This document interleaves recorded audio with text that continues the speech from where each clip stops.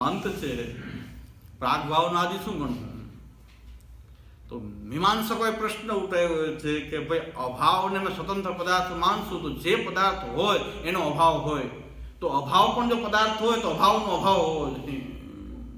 આ મીમાંસકો અભાવને પદાર્થ માનતા, સ્વતંત્ર પદાર્થ અભાવને માનતા નથી. વૈશેષિકો માને છે અભાવાહ સપ્ત પદાર્થાહ પૃથ્વી અપ તેજ વાયુ આકાશ કાલ દિક આત્મ મનાંસી નવ દ્રવ્ય થયા. એમાં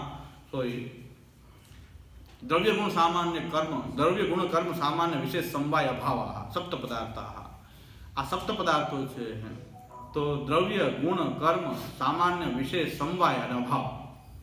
અભાવે વિશેષિકોએ પદાર્થ સ્વતંત્ર પદાર્થ માન્યો છે. મીમાંસકોને ત્યાં સ્વતંત્ર પદાર્થ રૂપે અભાવ નથી. એનું કારણ કે જો પદાર્થ હોય તો એનો અભાવ હોવો જોઈએ. તો અભાવે પદાર્થ છે તો પછી એનો અભાવનો અભાવ થયો. અભાવનો અભાવ તો પાછો ભાવ થઈ જાય ને. બે નેગેટિવ થાય તો પછી પોઝિટિવ થઈ જાય ને. અભાવા ભાવ, ઘટા ભાવનો અભાવ તો શું થઈ ગયું? ઘટ. ઘટા ભાવા ભાવ એટલે ઘટનો અભાવ, એનો અભાવ, અભાવનો ભાવ એટલે પાછો ઘટ. ને કોઈ પણ પદાર્થ માનવામાં મીમાંસકોનો પ્રશ્ન છે કે જો એને પદાર્થ માનશું તો અભાવનો પણ એક પદાર્થ, અભાવનો પણ અભાવ માનવો પડશે. અભાવનો ભાવ તો પાછો એ પાછું મૂળ વસ્તુ આવી જશે પછી, તો પછી એ નહીં થઈ હતા ત્યાં પછી અભાવ અભાવ. એટલે નૈયાયિકોએ પાછું એની સામે કીધું કે નહીં થઈ શકે, અનવસ્થા નહીં થાય, અનવસ્થા થઈ જશે. અભાવનો ભાવ, એનો અભાવ, એનો અભાવ, એનું અનવસ્થા થઈ જશે ને. અનવસ્થા દોષ કહેવાય આને. આમ ચાલ્યા જ કરે એટલે અભાવને પદાર્થ માનતા હતા. નૈયાયિકો કે ના, કેમ ન થાય? આ ખાલી બતાવી દઉં છું કે આવું કોમ્પ્લિકેટેડ આપણે કંઈ જરૂરી, આમાં કાંઈ જરૂરી નથી, છતાં પણ બતાવી દઉં છું કે ન્યાયિકો એમ કહે છે કે ઘટા ભાવા ભાવ ભાવ થાય કે નહીં? તો પાછો ઘટનો ભાવ થઈ ગયો કે નહીં? ઘટા ભાવ, એનો અભાવ ને એનો અભાવ, તો પાછો ઘટનો અભાવ થઈ ગયો, થઈ જાય. એટલે એમાં કોઈ અનવસ્થા થવાનો પ્રશ્ન આવતો નથી. નૈયાયિકો મીમાંસકો વચ્ચેનો શાસ્ત્ર છે. મહાપ્રભુજી એમાં સવાલ આપે છે કે અભાવ જેટલા પણ હોય, તમે અભાવ 4 પ્રકારના માનો. હજી એક સામાયિક અભાવ પણ કે કેટલાક નૈયાયિકો માને છે. સામાયિક અભાવ હજી એક અભાવ પણ માને છે. સામાયિક અભાવ 4 માનો, 5 માનો. તો જેટલા પણ અભાવ માનો, મહાપ્રભુજી એક સૂત્ર આપી દીધું છે કે અભાવ અમારે ત્યાં તિરુભાવથી અતિરિક્ત કોઈ પદાર્થ છે નહીં. બધા અભાવ અમારા તિરુભાવનું જ રૂપ છે. પછી પ્રાગ અભાવ હોય, પ્રધ્વંસા ભાવ હોય, અન્યોન્ય ભાવ હોય કે અત્યંતા ભાવ હોય કે સામાયિક ભાવ હોય, આ બધા જ અભાવ જે છે એ અમારે ત્યાં તિરુભાવના રૂપમાં જ લેવાય છે. એટલે આપણે ત્યાં તો સરળ મહાપ્રભુજીની કૃપા કે આ ઘટા ભાવમાં પડવાની કઈ જરૂર નથી. જેટલા પણ હોય, જે પણ હોય એ તિરુભાવથી અતિરિક્ત કંઈ છે. અમે એને તિરુભાવ કહીએ, બ્રહ્મની તિરુભાવ શક્તિ છે. એના સિવાય તો જેટલા માનવા હોય એટલે પાછું જે કાંઈ કરવું હોય શાસ્ત્ર, અમે પદાર્થ અમારે ત્યાં તિરુભાવની અંદર બધાનો અંતર્ભાવ થઈ જાય છે. જેટલા અભાવ છે તો પ્રાગ ભાવ આપણે માની શકીએ નહીં. પ્રાગ ભાવ શું કામ ન માની શકીએ? કારણ કે સત્ય વસ્તુનો અભાવ ન હોઈ શકે. તો જગત જે છે સત હોય તો પ્રાગ અભાવ તો એક પ્રકારનો અભાવ છે. તો ના સતો વિદ્યતે ભાવો, ના ભાવો વિદ્યતે સત. અમે સત માનશું, જે જગત સત્ય છે એનો અભાવ માની શકીએ નહીં, એટલે પ્રાગ ભાવ માનતા નથી. બીજો આવ્યું પ્રધ્વંસા ભાવ. કોઈ પણ વસ્તુનો ધ્વંસ થઈ જાય, તૂટી જાય, નાશ થઈ જાય, પછી વસ્તુ ન રહે, એનો અભાવ થઈ જાય. તો એને પ્રધ્વંસ પછીનો જે અભાવ જે છે પ્રધ્વંસા ભાવ છે. ઘટને આને જલાવી નાખીએ, પુસ્તકને જલાવી નાખીએ, પછી પુસ્તક ન રહે તો પુસ્તકનો અભાવ થઈ ગયો, પ્રધ્વંસા ભાવ થયો. પ્રધ્વંસા ભાવ સાદી અનંત છે. આ અનાદિ શાંત છે, આ સાદી અનંત છે. સાદી અનંત એટલે આનો આદિ તો છે, ધ્વંસ થયા પેલા તો વસ્તુ છે, એટલે સાદી છે, આદિમાં કંઈક છે, પણ અનંત છે. પછી પાછી ધ્વંસ થયા પછી એ વસ્તુ પાછી નથી. ધ્વંસ થઈ ગઈ પછી એ વસ્તુ પાછી અનંત થઈ ગયો. એનો અભાવ જે છે અનંત થઈ ગયો. એ વસ્તુ પાછી પુસ્તક બીજી બને પણ એ પુસ્તક પાછી એને રૂપમાં ન આવી શકે. એટલે સાદી અનંત છે એ પ્રધ્વંસા ભાવ છે. તો પ્રાગ ભાવ, પ્રધ્વંસા ભાવ, અન્યોન્ય ભાવ. ઘટ એ પટ નથી, પટ એ ઘટ નથી. ઘડો જે છે એ કપડું નથી, કપડું એ ઘડો નથી. એકબીજામાં એકબીજાનો અભાવ એ અન્યોન્ય ભાવ છે. અને અત્યંતા ભાવ ભૂતલે ઘટો નાસ્તિ. ભૂતલે ઘટો નાસ્તિ. આ ભૂતલમાં ક્યાંય ઘડો છે નહીં. અત્યંત ભાવ ભૂતલમાં ક્યાંય પણ નથી. એ અત્યંત અભાવ છે.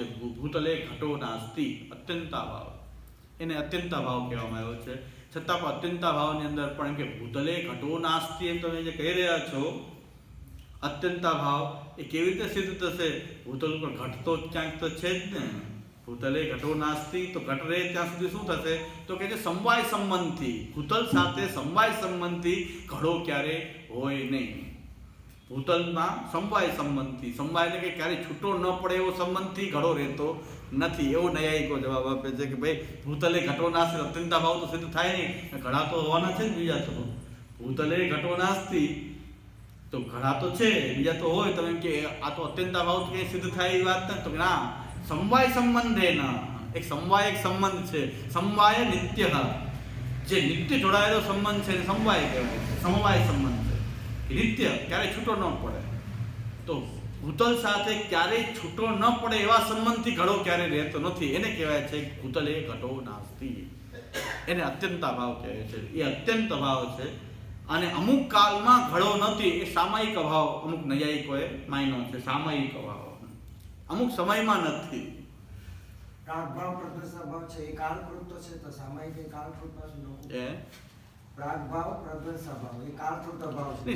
એટલે સામયિક સામયિક ને એમ કે અમુક કાળમાં અમુક વસ્તુ નથી, અમુક કાળ પર્યંત એ વસ્તુ નથી એવું બતાવે. અમુક લોકો અંતર્ભાવ માને છે સામયિક, અમુક નૈયાયિકો માને છે, અમુક ને આ કે ભાઈ કાળકૃતમાં આવી જાય છે, આની અંદર આવી જ જાય છે. કદાચ એ કેટેગરી કોઈ અલગ બતાવી રહ્યા. જેમ કે તત્વોની ગણતરી છે, કોઈ 7 તત્વો. પ્રાચીન નૈયાયિકો જે છે 16 તત્વો માનતા હતા.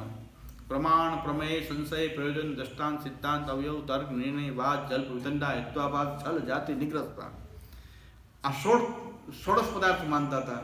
નવા ન્યાયિકો આવ્યા અને 7 પદાર્થ આપ્યા. દ્રવ્ય, ગુણ, કર્મ, સામાન્ય, વિશેષ, સમવાય, ભાવ, સપ્ત પદાર્થ. 16 ના 7 થયા. 16 તો છે પણ 7માં એ અંતર્ભાવ પામી જાય છે. એ લોકો એવું સિદ્ધ કરીને બતાવે છે કે આ વસ્તુ આમાં આવી જાય, આ વસ્તુ આમાં આવી જાય, આનો અંતર્ભાવ આમાં થઈ ગયો.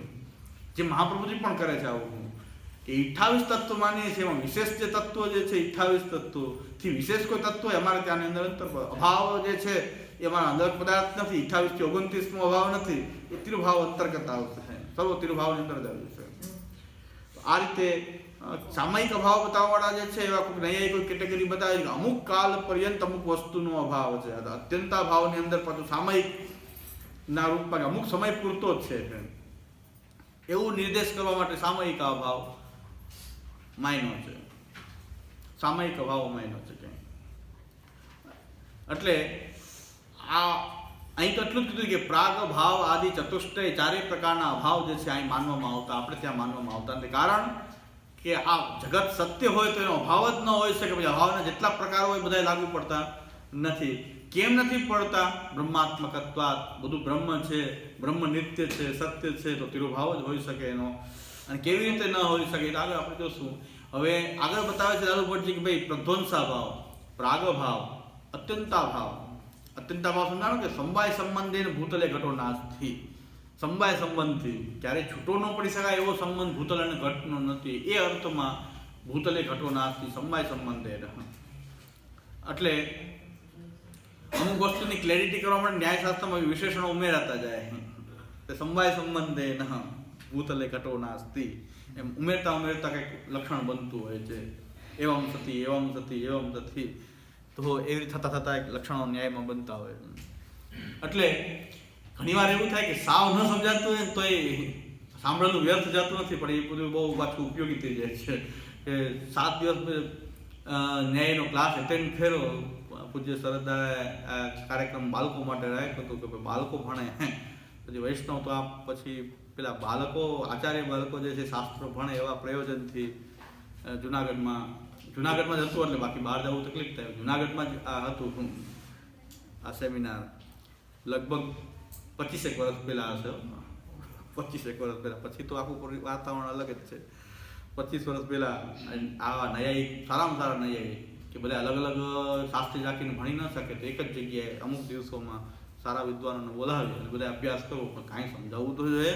વિદ્વાનોની તકલીફ એ છે કે નીચલા લેવલ ઉતરી શકે નહીં. વિદ્વાનોની તકલીફ એ છે એ બધા જેને પ્રખર ન્યાય મળતા હોય, આચાર્ય બાળકો હશે એટલે બહુ થોડું ઘણું પ્રારંભિક ન્યાય તો ભણ્યા જ હશે ને, એમ માનીને ચાલતા હશે કદાચ કે આ બધા એટલું તો કોઈ પાછું બોલતું નથી કે અમને સમજાતું નથી, એમ તો એને કહેતા નથી કોઈ કે અમને સમજાતું નથી. બધા હું નતું બોલતો કે નથી સમજાતું, આપણને એક દિવસ ખરાબ લાગે ને. બધાની પરિસ્થિતિ એવી છે તો હિંમત આવી કે હવે કંઈ ચાલુ રાખો, ભલે ને રાખે મહિના ચાલુ રાખો કે બધા એક જ પરિસ્થિતિમાં છે. અને પછી બ્રેકમાં ક્રિકેટ રમતા બધા ગોસ્વામી બાળકો બધા ક્રિકેટ રમતા બધા પછી માંડ મગજ ખાલી થઈ ગયું થોડી વાર ક્રિકેટ કારણ કે સતત હેમરિંગ આખો દિવસ ન્યાયશાસ્ત્રનો આખો દિવસ ચાલે. આવું તર્કામૃતમ ગ્રંથ મને યાદ છે, તર્કામૃતમ ગ્રંથ તો તર્કાલંકાર, જગદીશ તર્કાલંકાર. પછી હું પાછું ગુરુજી પાસે વ્યાકરણ ભણતો હતો એ ટાઈમમાં, તો હું જે અહીં ક્લાસમાં ચાલ્યું ગુરુજીનું બધું કહું તો ગુરુજી એના કરતાં અઘરી રીતે પાછું ભણાવ. પછી મેં કીધું આમાં આપણામાં કંઈક સહેલું કરશે સંસ્કૃતમાં કે હું તો એના પિતા પાસે ભણેલો છું ન્યાય, તો એના પિતાનું આ જેટલા ગુરુ છે એના કરતાં પિતા તમને દર અઘરા હશે.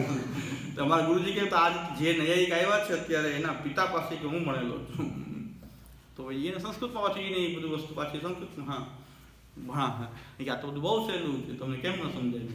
હા, તમને કદાચ હોય, અમને માટે એ વસ્તુ અઘરી છે. એટલે અહીં સુધી આપણે રાખીએ.